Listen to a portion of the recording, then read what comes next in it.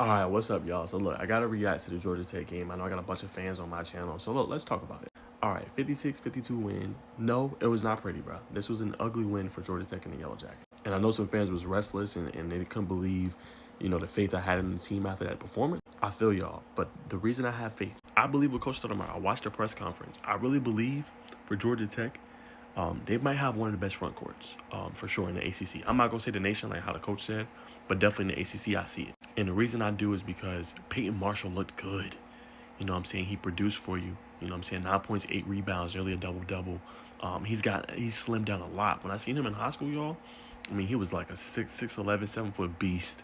I mean, he was just using his bait, his power, but like he slimmed down, but he's still able to be aggressive on the glass. He's still able to show his physicality. He looked good. And mind you, that's a depth piece for you. Imagine somebody coming off the bench producing that every game, 9-8 or 8-8, 8-7. So that's one bright spot. The next bright spot is this guy, who obviously set a Georgia Tech record. First freshman to record 15-plus rebound in his debut. This kid is special. I will say it again. Mo Silla is special. He's a stud. And Damon Stoudemire once again hit on a guy. So what it comes down to is them playing at a higher level, right? You shouldn't be struggling with the MD Eastern, yes. But when you have a guy like this that's going to probably get this pretty consistently, him and Abe Dongo, who did not play in this game, is going to be your front court.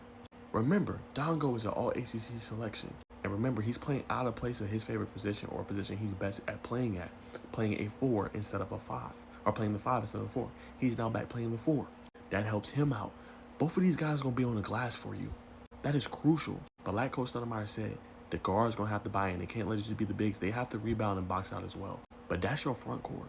That's going to be a problem. And then all that's going to do is, which they struggled in this game to shoot the basketball from three-point range, has to be better. I think they only made a couple threes in this game. It was atrocious. They shot like 20-something% from beyond the arc. But you went and got one of the best shooters in college basketball that shot 43% clip. He has to shoot better. But what it's going to help is open shots. And I love the minutes that Eric Chatfield gave you in this game as well. He can shoot the basketball. He was defending at a high level. So he's going to space the floor. Akai Fleming's going to be better. He didn't have a great game. 3 points, 1 for 7. He has to be better, but you're going to have him, and you're going to have Cam Kraft. That's 3 guys off rip that's going to give you better buckets from beyond the arc. Corey C. Reeves also going to shoot the ball better. You add him as a number 4.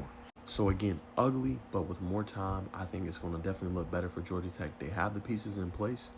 Again, and sometimes you need these early punches in the mouth to kind of see how your team, responds. How do they react? You know what I'm saying? How do they go through adversity? So they got the pieces in place. It has to be better, though, 100%. You cannot be struggling against an MD Eastern team, HBCU, that plays, I think, in the Mid-American Conference, Mid-American Athletic Conference. Has to be better. But there was some bright spots in this game. Their defense was a lot better than last year. Remember, they couldn't defend and save their life last year.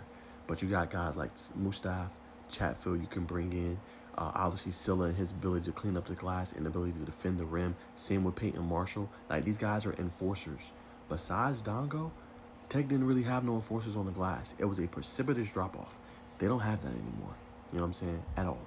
So they got the pieces in place. They just got to play better. And they're going to have to figure each other out. Remember, he got 5-6 guys that played a lot in this game that were just getting minutes.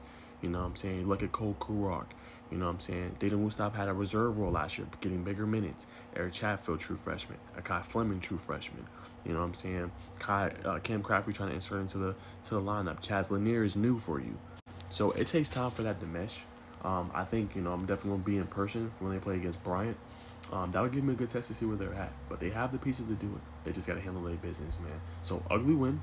I'm not going to say it was pretty, but you got some bright spots in Peyton Marshall, Mo Silla, you know what I'm saying? And you're defending at a higher level. But the offense has to be better. You got to hit your free throws. They were 9 for 18. That ain't going to cut it. That has to be better. And you have to figure out, how to get more open shots, which they did, but knocking down those open shots and being more efficient.